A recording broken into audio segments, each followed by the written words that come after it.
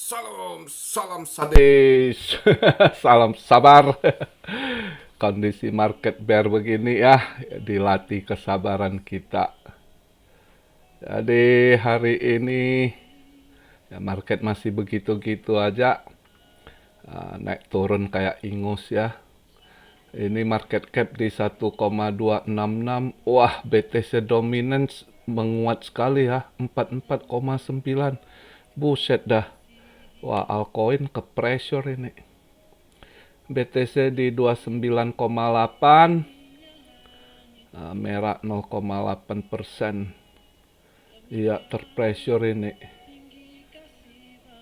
Pada agak merah. Padahal seharusnya nggak merah sih ya. Kalau karena tadi dia nutup di 295 itu ya, 296. Ini 298 kok merah. Kadang nggak jelas juga ini.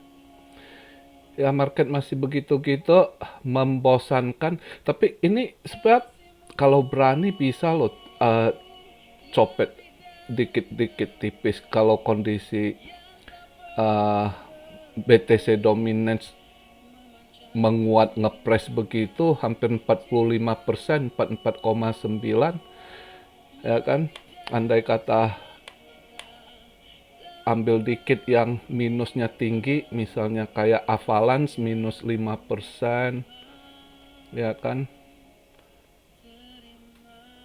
Yang begitu-gitu boleh diambil dikit, begitu dia BTC dominance, tapi ya resiko lah. Kava boleh 5,8%, ini Kava juga minus 5. Kalau ambil dikit, andai kata dia kendor, BTC dominance-nya dapat cuan tidak, tapi ya market gitu sulit sih, resiko gede.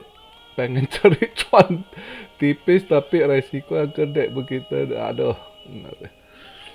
Market ya gitu-gitu. Semalam juga FOMC udah dikeluarin data pertemuan, hasilnya kemarin ya hampir sesuai lah yang disampaikan, apa yang disampaikan oleh Jerome Powell saat itu.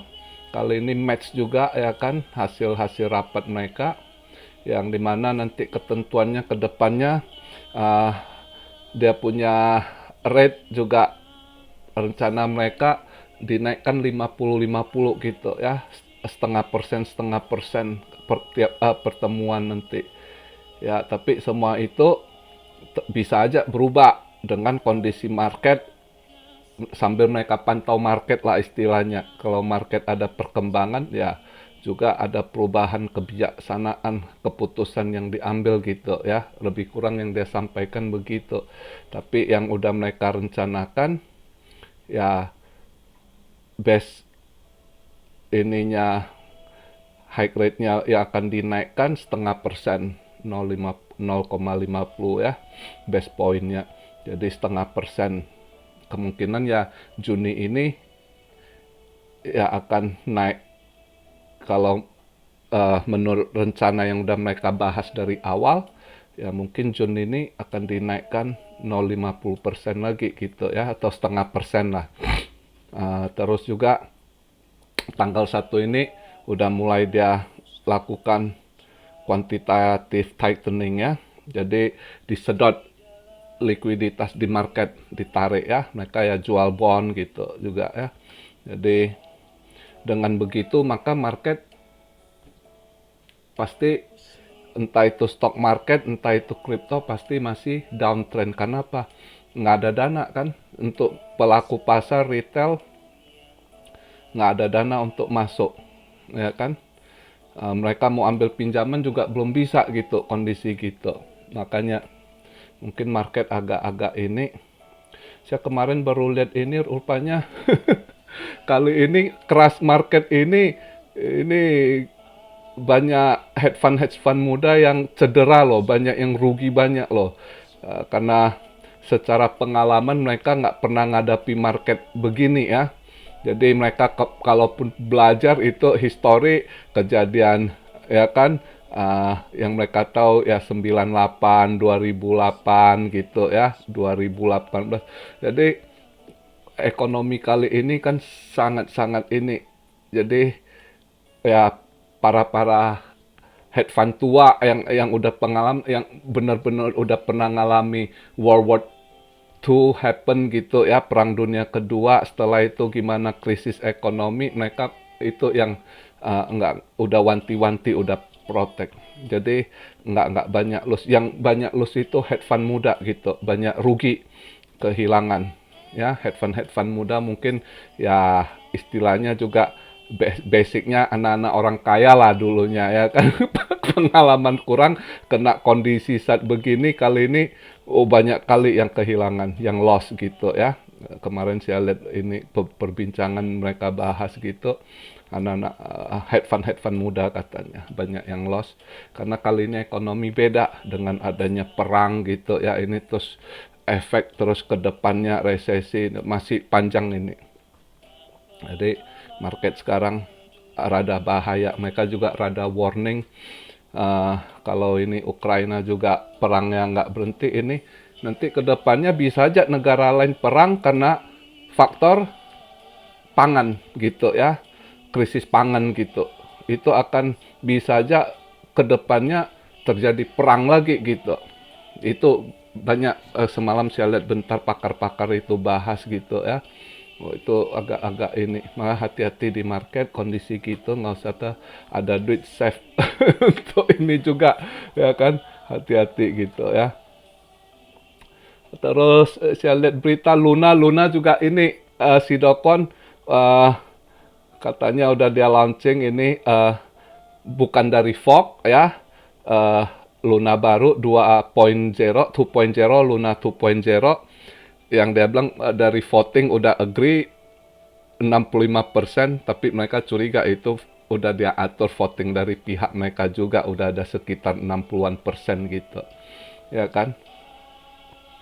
Cuma ya itu, secara bisnis si Binance, si CZ coba bantu dia ya kan dengan airdrop, tapi dia juga lagi, saya baca berita hari ini, dia juga si Dokon lobby exchange besar di Korea ya, entah mereka mau jual barang dia atau enggak gitu ya di exchange mereka gitu. Si Dokon coba lobby 5 exchange besar seperti Bitham lah, atau tapi yang ada hari ini satu di Korea kalau nggak salah, BitBTC exchange, tapi mungkin nggak gede BitBTC itu ya.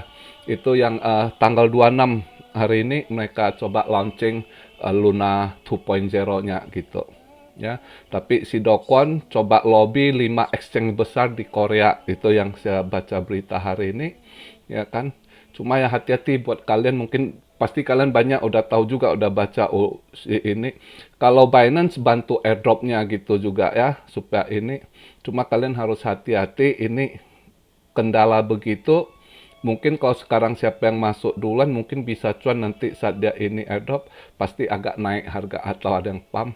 Tapi setelah airdrop selesai itu pasti bantingan gitu. Termasuk Luna klasiknya bisa aja dibanting lagi gitu. Nah itu yang harus kita hati-hati, wanti-wanti kejadian gitu. Ya, karena pasti masih ada yang pikir, pasti ada aja orang, wah Luna launching, ada harapan lagi. Saya nggak yakin sih. Karena pertama, orang udah hilang kepercayaan gitu. Cuma momen-momen begitu ada aja yang manfaatkan kesempatan. Misalnya Pak ya, ada yang ini udah tahu Binance juga bantu airdropnya, pasti ada yang udah masuk duluan, yang awal masuk gitu. Ya mungkin nanti ada yang mainkan pump bentar dengan airdrop ini, ya kan, di situ Anda bisa cuan. Tapi jangan lama, hati-hatilah. Pokoknya hati-hati, termasuk kalau di dam lagi, Luna klasik juga bisa kena buang lagi gitu ya. Makin hancur. Kita nggak tahu lah, yang penting udah begitu hati-hati. Banyak orang udah cedera, udah kecewa, udah stres, udah marah juga ya kan. Jadi kita nggak tahu, dia berusaha juga, si Dokonnya, ya kita lihat lah ya kan. Entah itu nanti Binance bantu, terus KuCoin juga, kalau KuCoin mau bantu juga, ya kan, listing dia punya Luna 2.0 ya kan. Jadi dia sekarang tuh Luna 2.0 kodenya Luna. Kalau yang lama Luna klasik jadi Lunc, LUNC, itu Luna klasik. Chelsea kata itu aja berita hari ini yang kita lihat ya kan. Jadi nggak ada gimana. Ya lihatlah market ini mau dibawa kemana. Tapi yang jelas hati-hati ya kan. Sangat nggak sehat market.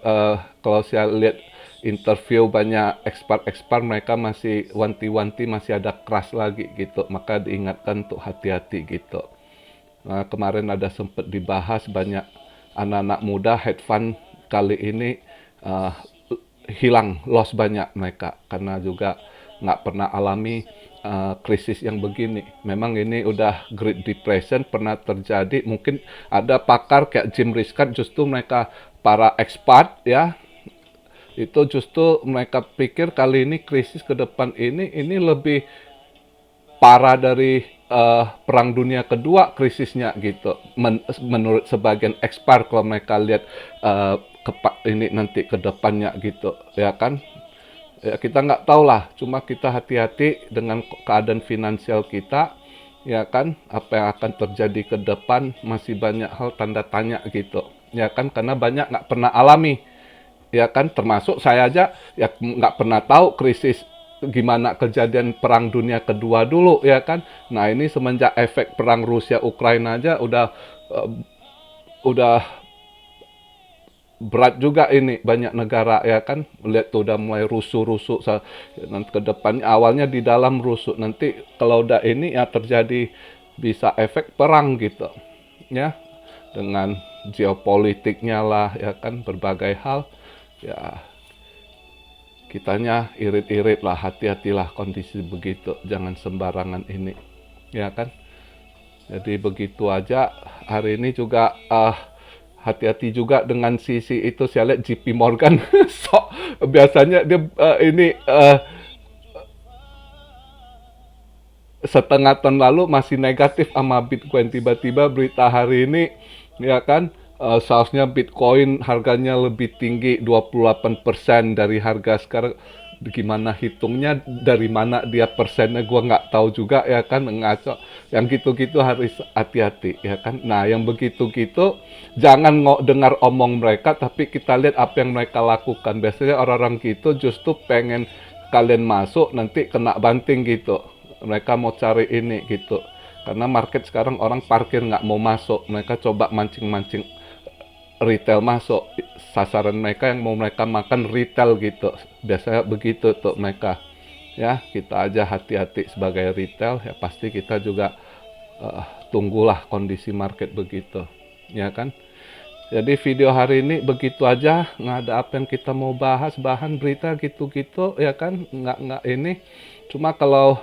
misalnya terus ini ada yang kok emas kemarin emas merah ya ini mungkin hari ini masih bakal minus juga dikit emas kayaknya saya rasa tapi kita lihat lah ya market nggak terlalu gini ya kan besok juga Jumat masih ada BTC expire juga nah itu juga saya rasa nggak match kali ini juga nggak bakal bisa match sama max pain-nya juga awalnya max pain-nya 34.000 dengan kondisi gitu lihat guys siapa yang naikkan ke 34.000 tapi ya kita harap aja siapa tahu besok ada yang tendang ke 33 wah bagus sekali kita ambil bear ya kalau ada yang mau nendang ke atas gitu ya kan ya, tunggu aja lah market begitu tunggu kalau ada momen ada kesempatan baru kita ambil ya jadi begitu aja video saya hari ini. Salam Rio dari Tokyo. God bless you all. Be blessed, be blessed, be blessed. Immanuel. Haleluya.